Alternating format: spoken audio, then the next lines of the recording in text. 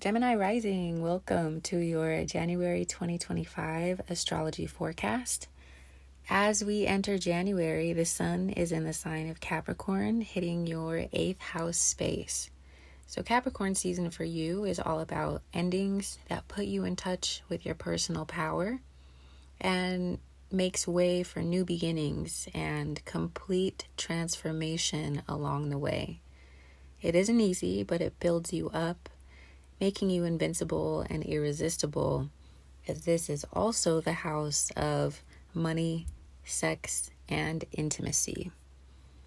On January 2nd, Venus enters Pisces, highlighting your 10th house space of reputation, career, and leadership.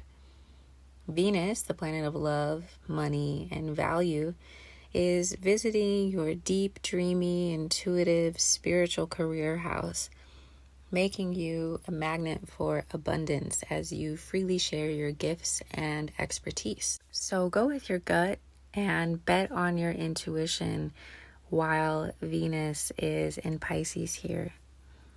Mars retrograde enters Cancer on January 6th, highlighting your second house of money, values, and love. With this retrograde stationed here, you may be reevaluating your personal values and your beliefs around your worth and your work, redoing old projects, or perhaps experiencing setbacks that require you to iron out any muddled details. With Cancer here, listen to the messages within your emotions, and your intuition is definitely highlighted again. Remember, though, that intuition and impulse are two different things. It's important for you not to burn bridges that you need in order to get where you are going. Money may fluctuate, and the worst thing you can do is panic. Flow with it and know that it is only temporary. This Mars retrograde is lasting until the end of February. Now, that doesn't mean money's going to be bad all the way until then. I'm just saying, if things seem to be going an unfavorable way, it will not last long. On January 8th, Mercury enters Capricorn, bringing a stable and practical communication style and action style to your 8th house space. While it's pragmatic and practical, there's also deep mental focus, transformation, and a serious approach to shared resources, intimacy, and uncovering truth. So this is a great energy for any projects or activities that require research, investigation, and problem solving. Your conversations are likely to be profound and transformational, bringing clarity or closure or both. Secrets and revelations that change your direction will likely be uncovered at this time. Financial strategies like reevaluating joint finances, loans, debts, and investments are also supported, along with planning and creating long-term strategies for generating wealth. With this 8th house space emphasized, psychological growth is also a focus, as the 8th house can bring up fear and insecurity. With Capricorn energy here, it can bring a more logical and structured approach to healing your relationship with both fear and insecurity. On January 11th, the North Node moves into the sign of Pisces, bringing more energy to your 10th house space of career and the public. The North Node is an important destiny point, bringing you into alignment with the best circumstances for you when it comes to work and leadership. You cannot escape your fate here. You're being led to intuitive, spiritual, and service-oriented jobs and callings. Over the next year and a half, this part of your life requires you to flow and trust and tap into your inner knowing. On the opposite end, the South Node moves into the sign of Virgo on the same day, and that lights up your fourth house of home, family, and real estate. So while on one hand you are focused on your public life, the South Node is encouraging you to reflect on and let go of certain themes surrounding your personal life for the next year and a half. So you may be considering letting go of a current home, property, roommate, certain home decor may need to go and be revamped. Maybe you need some feng shui in your life or something.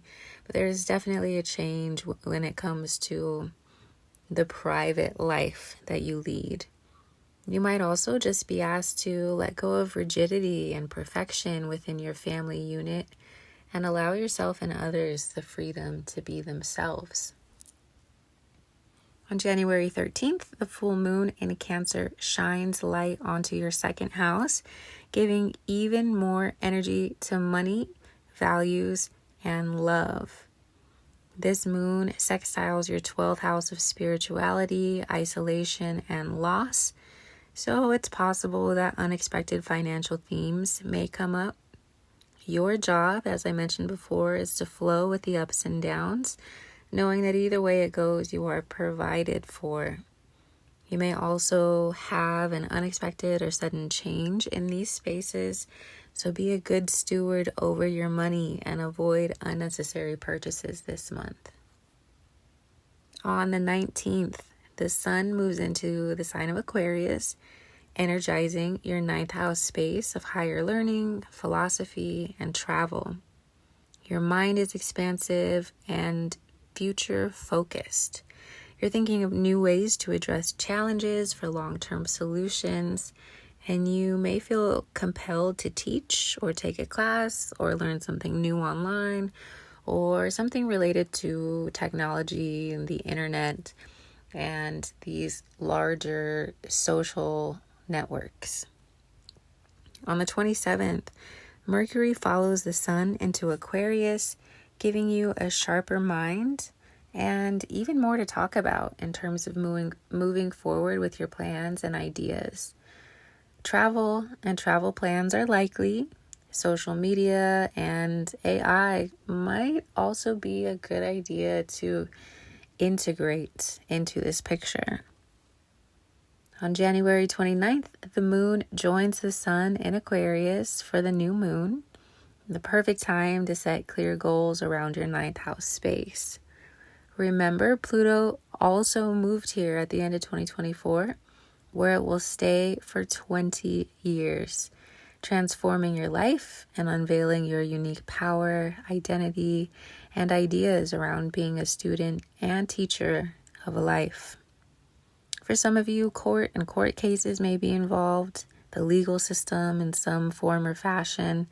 Perhaps it's, just having more jury duty, but in any case, be sure that you are staying on the right side of the law for now and for the next couple of decades, honestly. For some of you, that's going to be harder than others.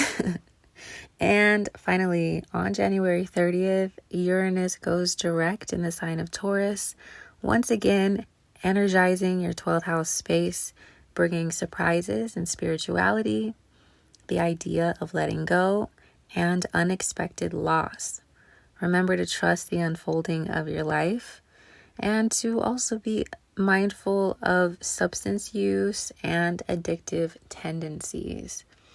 One thing about the 12th house is that it kind of strips away the things that are no longer necessary as part of your story. And as humans, we get really attached to things that we think we need. So as this Uranus transit continues to play out into 2026, just remember, if it's taken away, you didn't need it. Your tarot cards are absolutely fitting for this month. The first card out is the Queen of Pentacles.